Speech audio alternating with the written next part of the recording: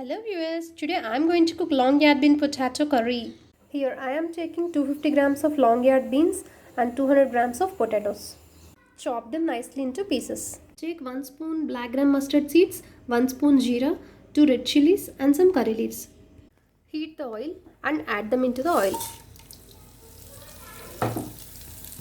Now add 1 cup of onion stitch. Mix them well and now add 1 spoon of ginger garlic paste into it.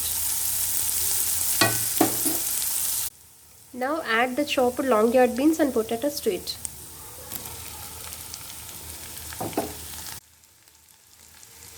Now add 1 spoon of salt to it and 1 spoon of turmeric powder.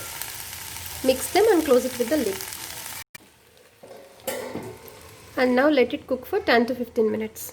Now add 1 spoon of dhania jeera powder, 1 spoon of red chili powder and 1 spoon of garam masala. Mix them well.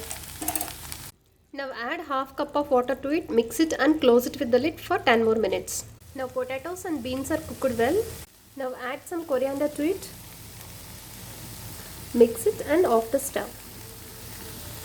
Very tasty and delicious long yard bean potato curry is ready now.